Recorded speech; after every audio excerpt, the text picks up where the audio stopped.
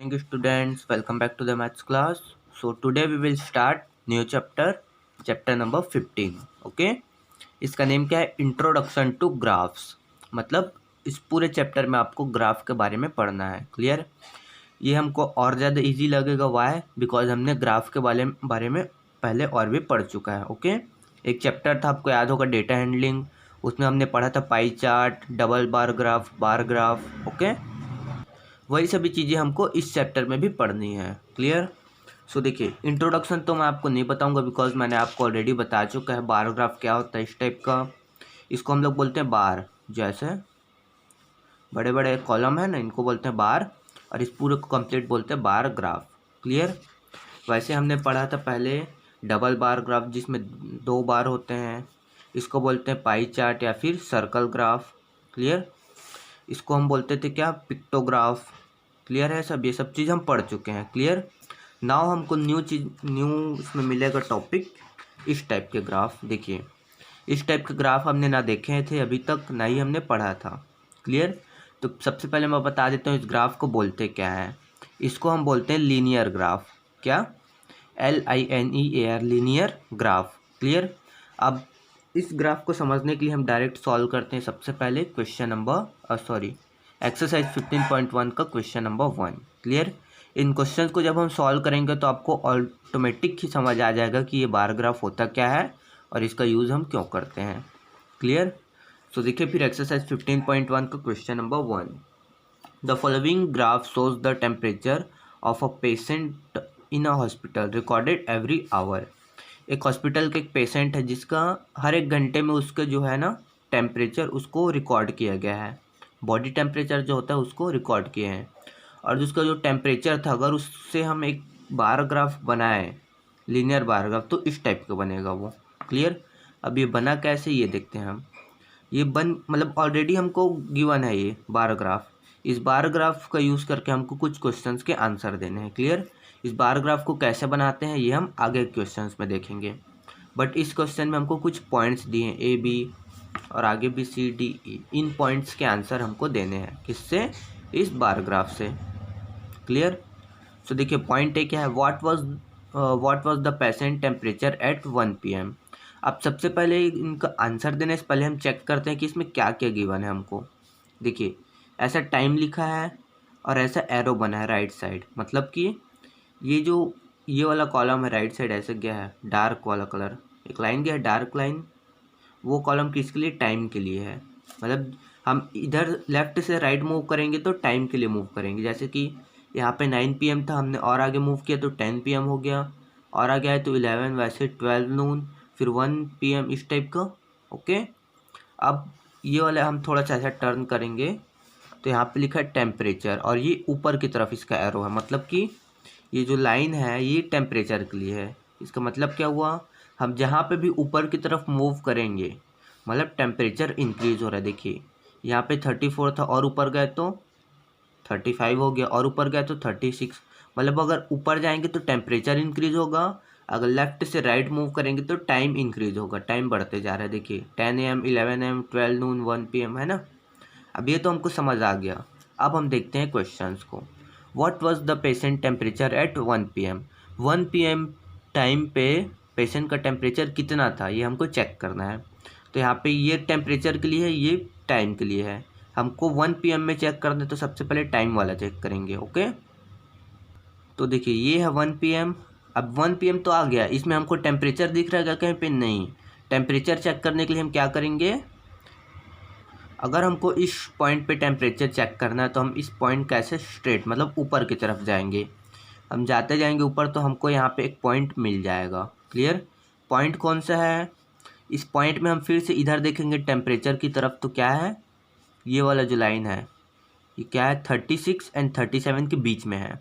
मतलब इनके बीच में क्या होगा? 35 degree, sorry 36.5 degree temperature. Clear? 1 PM में चेक करना था हमको, तो 1 PM को सबसे पहले देखे हमने। 1 PM से जो लाइन गया, इस वाली लाइन को नहीं देखना है, ऐसे ऐसे मूव नहीं करना है हमको, इस वाली लाइन को देखना है। 1 PM मिल गया। अब ऐसे लाइन ऊपर जाएंगे तो यहाँ पे एक पॉइंट मिल गया। ये पॉइंट कौन से लाइन पे है? ऐसे हम देखेंगे तो 36 एंड 7 के बीच में है। उनके बीच में है, मतलब क्या होगा ये? 36.5। मतलब कि 1 PM पे उस पेशेंट का टेम्परेचर कितना था, 36.5 डिग्री सेल्सियस था। आपको ऐसे लिखना पड़ेगा डिग्री सेल्सियस, बिकॉज ये टेम्परेचर किस में, डिग्री सेल्सियस में होता है। ओके, ये है पॉइंट ए का आंसर। मैंने बुक में ही लिख दिया, आप चाहें तो इसको कॉपी में नोट कर सकते हैं। ओके, उसके बाद पॉइंट बी में देखते हैं हम लोग। When was the patient temperature 38.5 degree. अब हमको ये फाइंड करना है किस टाइम पे पेशेंट का टेम्परेचर 38.5 डिग्री था। तो डिग्री दिया हमको, टाइम फाइंड करना है। क्लियर, डिग्री कितना दिया, 38.5 डिग्री। तो यहाँ पे चेक कीजिए, ये 38, ये 39, इन दोनों के बीच में हमको मिल जाएगा 38.5 डिग्री। ये मतलब ये वाला लाइन है, बीच में है, तो ये वाला लाइन में हम जब आगे बढ़ेंगे तो हमको मिलेगा ये एक पॉइंट। यहाँ पे लाइन गया है उसको नहीं देखेंगे, जहाँ पे हमको पॉइंट मिलेगा ऐसे डॉट, वहाँ पे रुकना है हमको। यहाँ पे मिल गया पॉइंट। अब हम यहाँ से किधर जाएंगे, नीचे की तरफ आ जाएंगे, बिकॉज नीचे किधर, नीचे में टाइम लिखा है। ओके, तो नीचे आते जाएंगे तो ये कहाँ से मिलेगा, 12 नून। इसका मतलब क्या है, 12 नून में पेशेंट का टेम्परेचर 38.5 डिग्री सेल्सियस था। तो क्या लिखेंगे हम, एट 12 नून। आपको पूरा कंप्लीट लिखना है इसका answer. At 12 noon patient temperature was 38.5 degree, ऐसा लिखना है। ओके, मैंने शॉर्टकट में लिख दिया है। क्लियर, तो क्लियर हुआ पॉइंट ए एंड बी का। वैसे अब देखते हैं पॉइंट सी के लिए। इधर है, the patient temperature was the same 2 times during the period given. What was this 2 times, मतलब पेशेंट का टेम्परेचर दो बार एक ही था, सेम टेम्परेचर था। कौन कौन से टाइम में सेम टेम्परेचर था ये हमको फाइंड करना है। क्लियर, तो कौन कौन से टाइम में सेम टेम्परेचर था ये हमको देखना है। यहाँ पे देखेंगे तो ये सिंगल डॉट है इस लाइन में, इस लाइन में भी सिंगल डॉट, बट इस लाइन में जब हम देखेंगे तो यहाँ पे ये 1 और इसी लाइन में आगे 2, मतलब इस लाइन में डबल डॉट है। इसका मतलब क्या है, ये वाला लाइन को जब आगे बढ़ाएंगे तो 36.5 डिग्री, 36.5 डिग्री यहाँ पे भी है, यहाँ पे भी है, मतलब 2 बार है सेम टेम्परेचर। किस किस टाइम पे है, ये मतलब फर्स्ट टाइम क्या था 1 PM और सेकेंड टाइम क्या है 2 PM। तो हम क्या लिख देंगे, at 1 PM and 2 PM। Clear, मतलब कि 1 PM एंड 2 PM को पेशेंट का टेम्परेचर इक्वल था, सेम था। देख सकते हैं यहाँ से हम 1 PM में भी 36.5 डिग्री है, 2 PM में भी यहीं पे है, मतलब 36.5 डिग्री है। क्लियर, जो भी हमको आंसर मिलेगा हमको इसी ग्राफ से मिलेगा, हमको बाहर से कोई और आंसर नहीं लाना है। क्लियर इट, ये हो गया पॉइंट सी के लिए। उसके बाद देखते हैं point D. What was the temperature at 1:30 PM, how did you arrive at your answer. अब देखिए 1:30 PM में उसका टेम्परेचर कितना था ये हमको फाइंड करना है, किसका, पेशेंट का। 1:30 PM में, तो 1 PM ये 2 PM, इन दोनों के बीच में यहाँ पे होगा 1:30 PM। यस, अब 1:30 PM में टेम्परेचर कितना ये चेक करना है तो हम ऊपर की तरफ जाएंगे, बट हमको कहीं पे डॉट ही नहीं मिला इस लाइन में। दिख रहा है क्या कहीं पे डॉट, नो। बट हम जब आगे बढ़ेंगे तो यहाँ पे हमको यहाँ से स्ट्रेट लाइन ऐसे गया है, यहाँ पे हम एक पॉइंट बना देते हैं जो कि इस लाइन से टच है। क्लियर, अब इस पॉइंट पे इसका टेम्परेचर कितना है, 36.5 डिग्री है।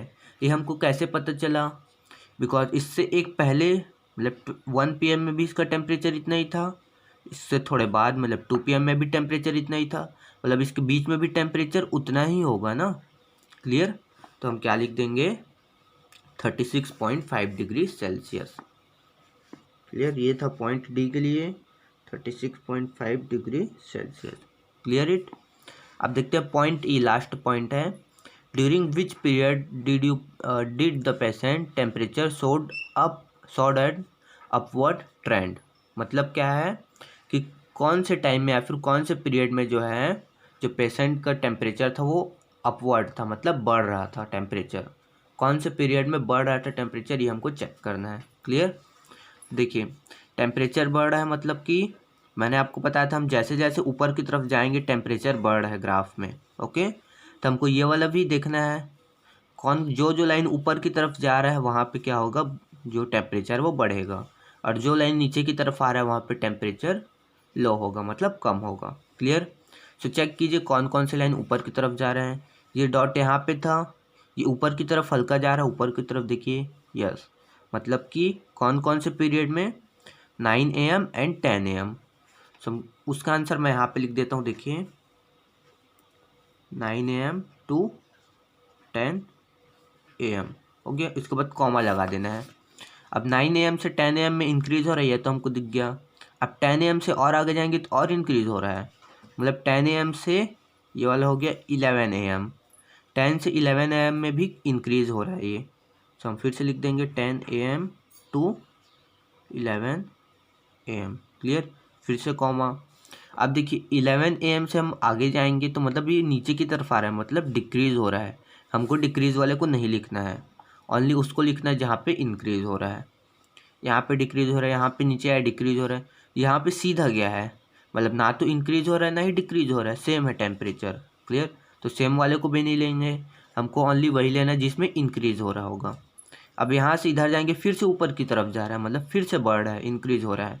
तो कौन सा इंटरवल है जो इंक्रीज़ हो रहा है, ये है 2 PM से 3 PM। तो हमको क्या लिख देना है, 2 PM टू 3 PM, बस ये तीनों को लिख देना है। 1 2 3, 3 इंटरवल्स में बढ़ रहा है टेम्परेचर, उन तीनों को हमने लिख दिया, यही क्या है, आंसर है, क्लियर। सो इस टाइप से क्वेश्चन नंबर 1 के पूरे पॉइंट्स हो गए, A B, इधर के C D and E, clear. इस क्वेश्चन में कोई डाउट होगा तो आप क्लियर कर सकते हैं मुझसे मैसेज के थ्रू, और कॉल भी कर सकते हैं, क्लियर।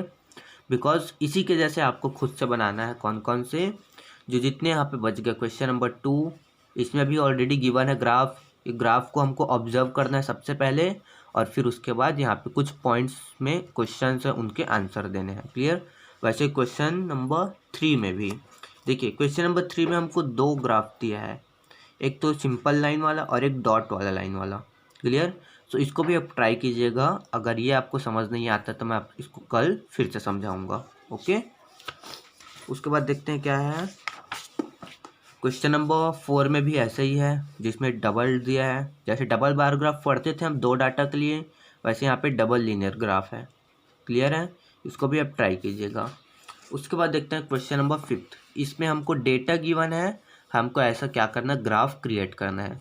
अब तक हम जो क्वेश्चन देखते हैं उसमें ऑलरेडी ग्राफ गिवन था, इस ग्राफ को ऑब्जर्व करके हम क्वेश्चंस के आंसर देते थे, क्लियर। बट अब हमको टेबल के फॉर्म में डेटा गिवन है, ये जो नंबर्स दिख रहे हो सबको हम क्या बोल सकते हैं, एक साथ डेटा। सो टेबल के फॉर्म में डेटा गिवन है हमको, इस डेटा का यूज़ करके हमको बनाना है बार ग्राफ, क्लियर। सो बार ग्राफ बनाने के लिए हम नॉर्मल यूज़ नहीं कर सकते, नॉर्मल कॉपी का 2 लाइन्स वाला, उसके लिए हमको एक स्पेशल पेपर लगता है जिसको बोलते हैं ग्राफ पेपर, क्लियर। ओके, ये जो आपको पेपर दिख रहा है जिसमें ऑलरेडी इस टाइप का लाइन गिवन है, वर्टिकल लाइन, हॉरिजॉन्टल लाइन, और इसके अंदर भी छोटे छोटे बहुत से लाइन, इसको हम बोलते हैं ग्राफ पेपर। तो आपको सबसे पहला काम ये करना है, आपको मार्केट से 3-4 ऐसे ग्राफ पेपर्स परचेस करने हैं, ओके। उसके बाद हम इन ग्राफ पेपर में ही जो बार ग्राफ है या फिर लीनियर बार ग्राफ है उसको हम क्रिएट करेंगे, क्लियर। तो सबसे पहले आप परचेस कीजिए, उसके बाद हम कल के क्लास में ड्रॉ करेंगे लीनियर बार ग्राफ, क्लियर। सो फिर आज का क्लास ओवर करते हैं, and thank you, have a nice day.